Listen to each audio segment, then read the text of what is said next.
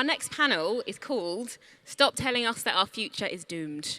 But it's not going to be doom and gloom, it's going to be very positive. So the reasoning behind this panel is that it can feel like the pressure to fix the huge climate crisis is all on young people's shoulders. It can feel like a big weight and a big responsibility. And that's something that can really be a big pressure to people who are involved in this space. We want to speak to some people who have a role and kind of see how they view that and what they're doing to not feel the pressure but to still be involved. So let's start off, if you could all introduce yourselves. Jasmine, if you go first and tell us who you are and what you do. Awesome. Hello, everyone. I am Jasmine. I do a lot of random things. I have a background in marine biology, but I mainly do storytelling and writing. So I've worked as a journalist, as a wildlife filmmaker, as a researcher on different projects for like BBC Natural History Unit, but I primarily focus on intersectionality. And what that means for me is I try and link the dots between all of my identities, all of the identities I see in nature, in conservation, and that I see in the world around me. And I try and basically promote this idea that we are all connected and that everyone is facing a lot of the same issues. And that if we break things down into their foundations, we will find that they usually come from the same source. So that's kind of what my work kind of revolves around. And through that, I've done things like poetry, activism for various organizations. I also am ambassador for the Mumblebee Conservation Trust because I love bees and I love insects. And I'm also on the advisory committee for RSPB England, which is very cool. So yeah, a number of different things. Which we will touch on in a second. Sunny? Hi everyone, I'm Sunny. Really lovely to be here. I would describe myself as a climate justice communicator and campaigner. My day job is I work full-time for a communications agency called Greenhouse, and it's a specialist communications agency that works on climate and environmental projects. So we support businesses, organizations, activists in the movement to essentially tell their stories and amplify their messages around climate action. And outside of that, I sort of dabble in various things. I am very passionate about the intersection of climate action and mental health. So I sit on the International Board of Youth for an amazing initiative called the Resilience Project, which you should all check out if you haven't already heard of it. They do amazing work empowering youth leaders to empower other youth leaders to just build more and more resilience throughout our movement, which is incredible. I support the Climate Reframe community, which is a community for people of the global majority within the UK climate movement, which is so important to be amplifying more of those voices and bringing them together. So lots of different hats, but really, really excited to be here. Amazing. So hi, I'm Amelia. I also wear multiple different hats. I would say in a description, I'm environmentally centered and absolutely obsessed with the sea. And my kind of day jobs, I work with Earth Minutes, as my t-shirt says, as a project manager, all about turning environmental communications into easily digestible and accessible content. And then also work at Unity, all to do with community energy, so really cultivating an energy system that works for us, the people, and not the large stakeholders and shareholders who are currently getting all of the money. And around that, I'm also a youth advisor and director on a few different boards, and yeah, just really excited to get young people's voice involved in different levels of decision making. And Sky? So I'm Sky Neville, I'm 13 years old, and kind of like many of you, I'd describe myself as an environmental activist, and for the past 3-ish years I've been campaigning against the plastic toys that come on to kids' comics and magazines. Amazing. Oh, great reaction. Yes. So Sky, I'd love to hear a bit more about your story. How did you first get involved, and what was the first sort of thing that you did? So I think my involvement probably started because of where I live. It's a small village on the west coast of Wales called Fairbourne, and it's surrounded by mountains and the sea. It's really beautiful, and some of you might have actually heard of it, as it's often described in TV and newspapers as the doomed village, as it is predicted to, within the next 30 years, the entire village will be lost to the sea.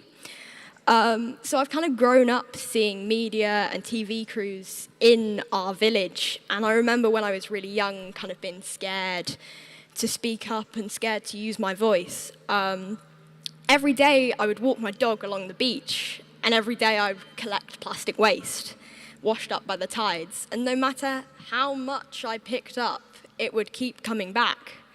And all of these experiences kind of left me feeling angry and I guess pretty helpless. And climate change is so huge and I was so small. And then this arrived. A Horrible Histories magazine covered in plastic, a plastic wrapper, plastic tape, plastic blister packaging, and cheap plastic toys. This one magazine has 16 pieces of plastic on. And this was so wrong, but this was a problem that I could do kind of something about. So I wrote to the publishers asking them to change. I pretty much said, dude, this is wrong, stop it now. And the reply came back saying, we really do care, but blah, blah, blah. So I wrote again, and this time the reply was basically, go away, kid. Kids like this stuff. And looking back now, this is probably the moment I became an activist. How dare they tell me that this single-use plastic rubbish, that kids liked it. So that was kind of the moment where I was like, this company is going to change. So I started my petition, which now has over 66,000 supporters. I wrote emails and letters to businesses, politicians, and media outlets. And yeah, the campaign was gaining momentum. So you might be sitting there thinking, it's only a few pieces of plastic on a kid's comic and magazine.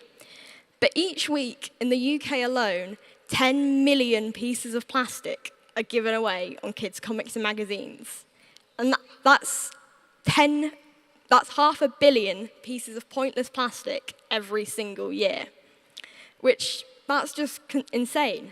So my big win was when Waitrose agreed with me and stopped selling some of the plastic tats. And since then, some of the publishers, particularly the BBC's licensed products, are moving much more towards card-based gifts. So change is happening, just quite slowly. My campaign continues to grow, and it is now fully supported by groups like Kids Against Plastic and Surfers Against Sewage, who I'm representing today, as well as celebrities including Steve Backshall, Kel Spellman, and Maddie Moat.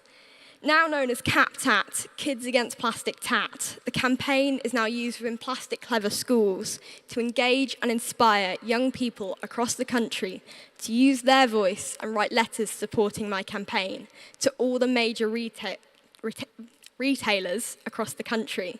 And for the last 200 days, we've sent letters calling for change, so the battle continues. My campaigning, and in particular the platform and support from Surfers Against Sewage, has given me the courage to use my voice for good.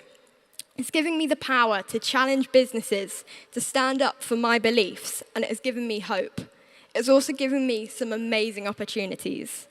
Last winter, I spent 3 months at Sea Turtle Conservation Project Coprot in Costa Rica, volunteering/working as Marine Plastics Officer. I learnt loads about plastic recycling in remote communities and Precious Plastics Project, which empowers people to turn their trash into treasure. This summer, I travelled around Europe with 7 other young people making a climate crisis film. We met some really awesome people and looked at some research projects which are already offering solutions to some of our climate problems. We also met some of the real bad guys, the CEOs of huge global polluters and those that finance them. It was a huge, scary opportunity for me, but I was able to deliver a very powerful speech and said everything I needed to say, so I'm really hoping it will make the cut. So I've definitely come a long way since I wrote my first letter at 10 to the publishers asking for change, and I'm really excited to see what the future brings. Round of applause for Sky. Wow.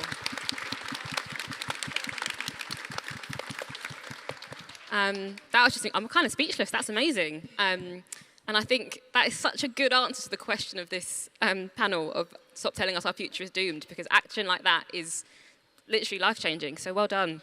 Wow. Good luck following that, Amelia. No pressure. But my question to you is a bit different. It's why do you think it's so important to platform young voices, and what do you think big companies and corporations should be doing to integrate them more? Yeah, of course. I mean, I'll try and follow, but I can't promise anything. Hopefully from just hearing Sky and everybody else today, it's so clear the value that young people can bring to organizations, corporates. But I think the importance is really twofold, and it's in terms of how we integrate young people rather than just engage young people. And the first is because we're never going to truly reach an equitable and just world if we keep only platforming and listening to the voices that created the crisis in the first place. Instead, we need to look towards those who are most affected by these crises, so the climate crisis, every single crisis, because they're all interlinked, right? And that could be people from the global south, marginalized communities, and young people as well. And we're also at a time of chaos, but throughout history, we've seen that when there's chaos, there's creation. So we can see this in the example of the Earth. So we're journeying into this new world where every decision that's being made, and therefore those who are making this decision, are cultivating this new world for us. So if we want the outcome and the solution to be equitable and just, we need the input to also reflect that, which currently isn't happening. The other reason I also believe that it's important to integrate young people is because we need to mobilize a generation of citizens who want to feel part of the solution. There's an amazing activist who you probably heard of called Clover Hogan, and she often says that the greatest threat to the environment isn't the climate crisis, but it's the powerlessness we feel in the face of it. So as young people, as people who aren't currently represented, if we don't feel like we've got a stake in the game or as though we're not being listened to, then we're going to feel disempowered. We're going to feel like we don't have a say and we're not going to act. And that's apathy, when really we need a generation of action. And I think in terms of how big corporates and organizations could integrate young people, again, I seem to always say it's twofold, but I think it's twofold. The first is working within the paradigms of business already, and that's creating a seat at the table. So creating a seat at the board of directors table, because that shows that we're taking people seriously. We're not othering them, we're saying, yes, we see you, we hear you, we know that you're affected by this, and we want to integrate your perspectives into the decisions. But the second area, which I think is the thing that we need to really lean more towards, which we're not doing at the moment, is looking towards other models. And we don't have to look too far away to find them, because we can find that in cooperatives, for example. But essentially, it's going away, leaning away from othering young people, marginalized communities, people from the global south, and nodding our head to say, yeah, we feel like we should listen to you, but we're not going to take you seriously enough to act on your thoughts and your decisions. And instead, leaning towards a model where we can say, okay, because you're a citizen of this planet, you get a say, we will account for your perspectives, views, and hopes and dreams. And there should be proportionate representation for that. So those most affected by the climate crisis and all crises should have proportionate representation in the decision-making process. Great, amazing. Let's clap, come on, yeah.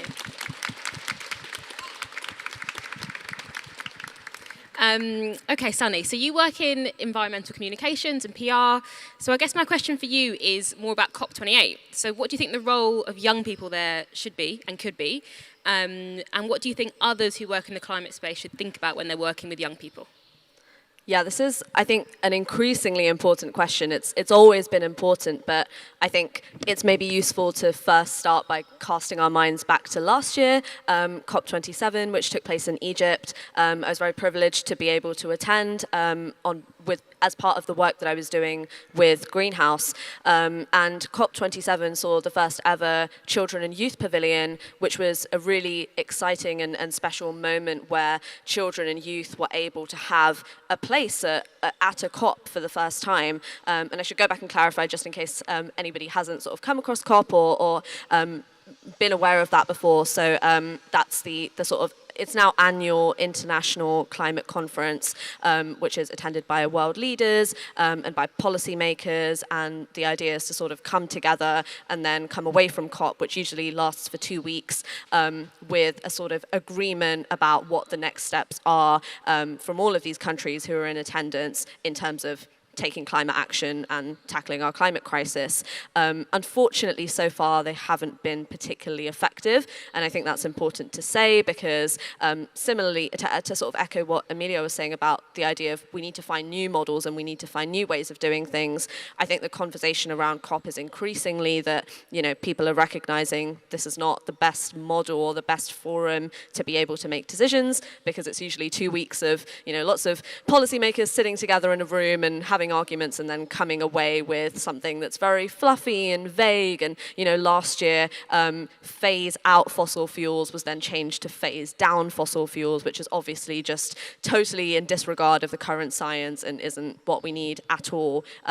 In the current trajectory that we're on. But I think to come back to the role of young people, it was incredibly an exciting and special moment last year that the Children Youth Pavilion did exist. It even ended up being included in the final draft COP text as a marker to say that, this pavilion was monumental and the voices of children and youth are incredibly important, not only important but essential. And there was this, recognition not only that they needed a space, but actually youth are, advocates, activists, even, policymakers in their own right, because youth, and I say youth as a collective, but individual sort of youth voices and people in that movement have ideas of what they want to happen. It's not just a group of people that kind of needs supporting or helping or hand-holding from adults that have been in this movement for a long time.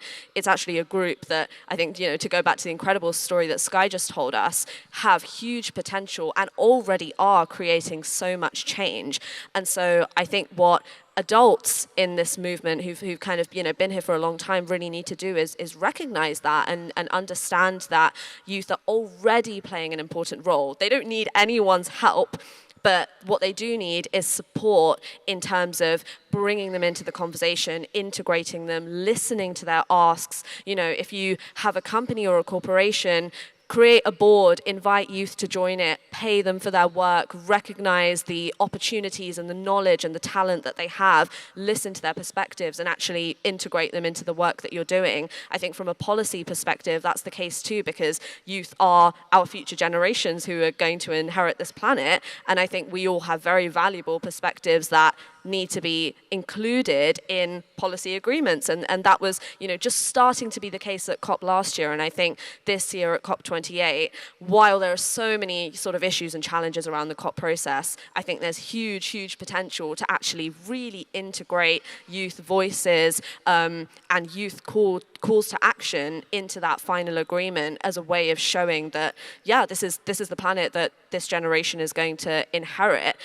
We need a diverse range of youth perspectives too. It's not just, this youth as this one collective. There are so many different voices, perspectives, backgrounds that are included within that collective that all need to be heard and listened to and integrated. And I think that if we do that, we'll just inherit so much of a healthier, more resilient, creative, wonderful planet because we have this incredible diversity of voices that are already contributing so much and doing so much in this movement. So I really hope that this year at COP and also way, way beyond that, people in this movement really start to realize that, youth are already doing it. They just need to get on board.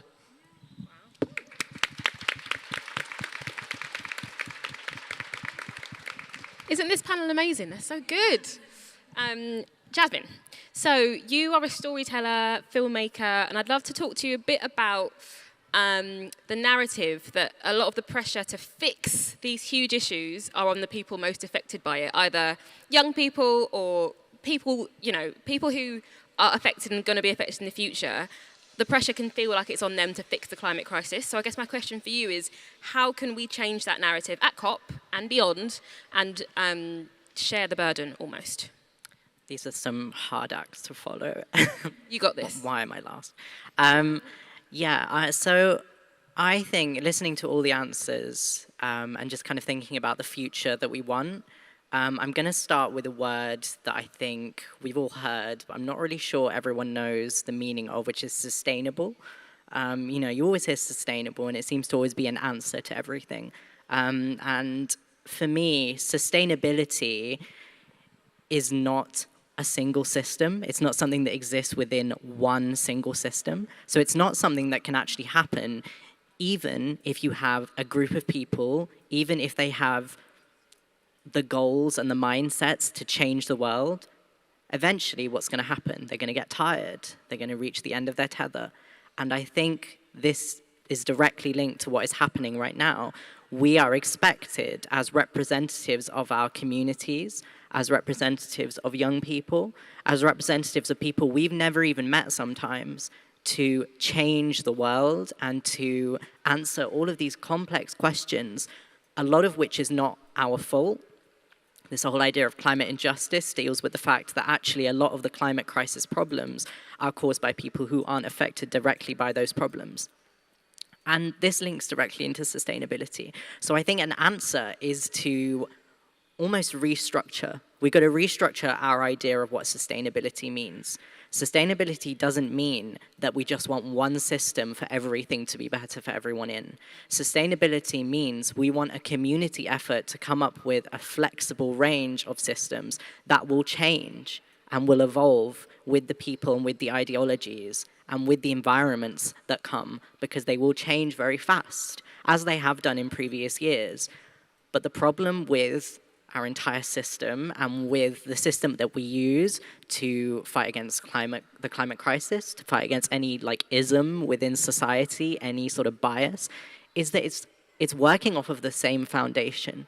And this foundation is one that has been set by a group of people who haven't got the lived experience of future young people, who haven't got the lived experience of most global majority people who are affected by the climate crisis. And if we keep working off of that foundation, we will continue with a lot of the mistakes that it has, and we will continue this narrative that we have to fix the system, that we have to tape over the cracks, that we have to paint over all of the, the bits and pieces that are wrong, when in fact what we really need to do is to re-understand that this is not a sustainable system. And by that I mean it's not a system that is flexible. So I think the answer in terms of changing narrative and in terms of changing how young people and everyone really deals with this system is to make it more flexible, and to rebuild a system where we as young people are not just representing entire communities, we're representing ourselves and our individual wants and needs. And then we are also being changed out for another person in our community, and we are representing them, and we are choosing them. And then we are being changed out, for another one. It turns out that actually what's more sustainable is lots and lots of voices with their own individual biases, their own individual perspectives. And what does that make up? That makes up a community. And then instead of having a group led by one person, you have a leader full. I think there's a quote somewhere, and I can't remember who said it, and I'm not going to do complete justice to it, but the quote is more about a community being leaderful rather than leaderless. And when we talk about community, we generally should be referring to every individual having the autonomy and dignity to decide their own future. And that is why the focus on young people, whilst it is so strong, needs to change from let's pick out this one young person, let's put all the pressure on them, ask them all the questions, base our entire community, base our entire outlook on their community on them. That is a big responsibility for a young person to hold. And I think, again, what it deals with is this idea of sustainability, of long-term management, and also of climate doomism. I know this whole event, this whole panel is based on climate doomism, but climate doomism is based, again, in this ideology that we can't do anything sometimes, that we're doomed. And if you think about it, a lot of the reason that we're doomed is because we're working with a set of tools that, one, we can't access properly, and two, have caused the problems in the first place. So in order to actually change anything, we need to look at alternative systems. And I'd like that that's been mentioned already, because I would say focus on a flexible, sustainable system that isn't the current system that we use. That is an alternative system. It doesn't need to be rebuilt. They exist already within our knowledge of indigenous wisdom, of communities of color, of communities that exist around the world that are based in mutual aid, in care of the individual. We have these examples already. We have these blueprints to use, which we can use to then structure solutions and actual change. and not in a way that is tokenistic, that is individual, that it focuses too much energy on one person. Because what that doesn't do is give them time to rest, and it doesn't give them time to recuperate, which, you know, essentially renders the whole solution null and void. Because eventually we want to reach a world where everyone can individually do the things that they want to do, live in the natural world, humans and non-humans alike, and exist in a comfortable, sustainable future where they aren't needed to be useful just based on their innate identity. And so I would say that alternative systems is probably what we need to work more for. Again, this is my individual opinion, and I will criticize myself in saying that actually what's required more is a community answer to this. So go away with a pinch of salt and do your own research.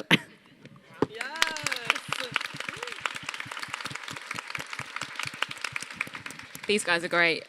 If I've got time, I'm going to ask you all one final question, which is just, you've all touched on it a little bit, but if you could give one piece of advice to any young people feeling a bit overwhelmed, feeling that doomism, feeling maybe powerless, it can be something small, but just something that just might help someone out. You're nodding, Sunny, so you go first. I'm happy to go first because I think I might actually have a more introductory answer, and then I think the other three will add so much more knowledge and wisdom and value. But I think I would really love to say just that it's okay, because I think for me, being in the climate movement for a while, it wasn't something I actually heard until very recently. I was very lucky last year when I was working with the Resilience Project to have a sort of group session with Caroline Hickman, who's a climate psychologist, and she does incredible work sort of working with young people. She's been coaching young people who experience eco-anxiety or climate anxiety for a long time. And she said something along the lines of, feeling eco-anxiety or climate anxiety or overwhelm or fear or however you want to describe it or however you might experience it is a perfectly natural response to the situation that we're in.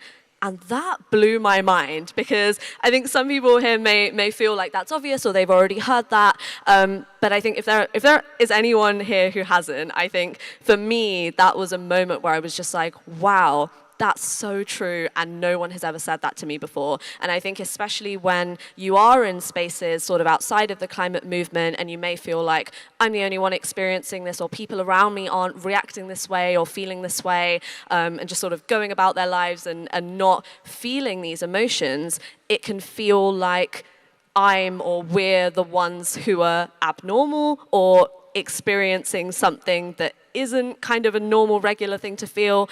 And she said that, and I was just like, you know what? That is absolutely right. When we think about the enormity and the sort of gravity of the situation we're in, feeling climate anxiety is a perfectly natural response. And actually, she then went on to say something that was along the lines of, people who don't feel eco-anxiety are actually kind of the weird ones. And I was like, yeah, that is so, so true. And of course, yeah, I'm sure others will add value in terms of talking more about this and sort of how they deal with feeling overwhelmed or potential kind of solutions. But I think that is something I really just wanted to say, is that it's okay, it's actually normal, it actually makes a lot of sense to feel these emotions. And I think for me, that alone was actually incredibly comforting and has helped me a lot. Jasmine? Yeah, I think I would really echo that. I would echo a two-tiered normalization. A normalization of us being aware that these feelings of anxiety are very much, you know, in response to a very real threat, and that it's, you know, being anxious in the face of a threat that's normal.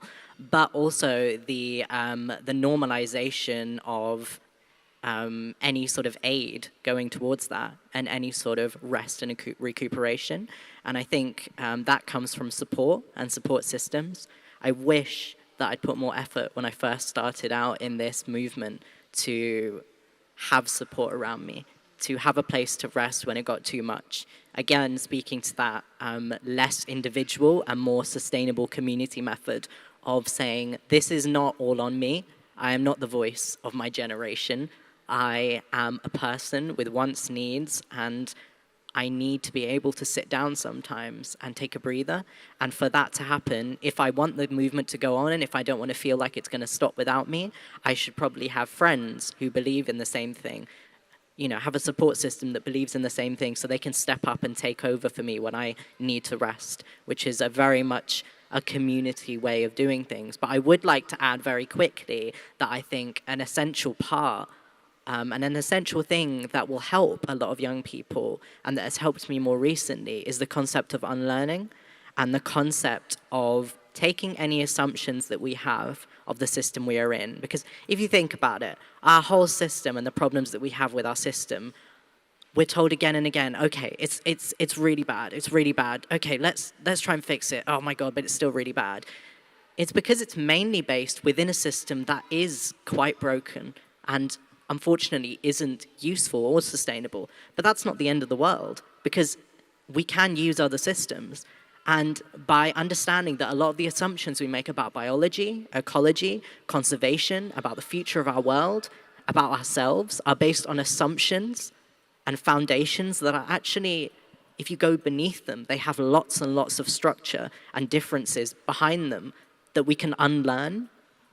That gave me a lot of hope. Because right now, I feel very hopeful that we can change the future of this, because I know that we can break it up into pieces. I know that it's not built in stone. These aren't like etched in the, in the natural like core of the earth. These are social constructions built by societies. They come and go. They're built by governments. They're policies built by people.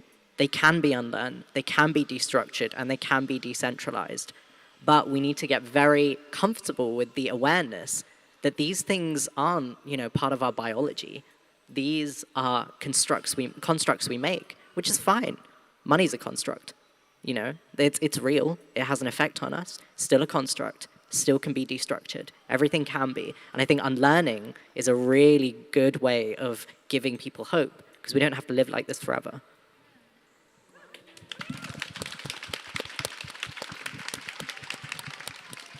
Amazing advice.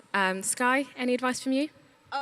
So for me personally, the support of family and organisations has been really important in my journey.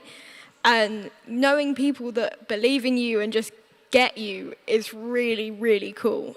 And I'm here, obviously, today representing SAS. And they've given me so much support and encouragement over the last few years, and I really can't thank them enough. And I think that's one of the things, like, find your people. SAS really works well for me. Like, find a group, organisation, person that just really supports you. And, yeah, it's get involved, get support. Like, yeah. 100%. And Amelia, any last words of advice from you? Yeah, I think I would 100% echo what everybody said, and I believe in all of that so much. I think the unlearning point is so true, and it's not spoken about at all, really, so it's nice to see that bubbling up. I think to add on to that as well, the idea of rest is very important, because often we don't think about rest as a thing. We're like, okay, I'm going to go and rest, and default that's, okay, I'm going to go have a nap, or I'm going to go chill out somewhere, which is amazing if that works for you. But for some people, that doesn't work for them. Maybe it's going, if you're privileged enough, go for a surf, or maybe go to the gym, or just really figuring out what rest means for you, because people don't get energy from the same things. So figuring out what you can do that brings you energy rather than drains it, and using that as your rest point. Also thinking about not resting just when you have burnout. I think so often in this movement, we're also active, we're also passionate about it. We want to dedicate almost every second of our day to it, and that's not sustainable. And then we rest in terms of our physical health. But what if we look towards a model where we integrated rest and we scheduled it into our day? What about if our work week and our organisation said, yes, you can take this as rest, and this is going to inevitably help you perform better as well. So, yeah, thinking about what rest means to you and the fact that it doesn't mean the same to every single person. Can we have a big round of applause for all of the panellists, please?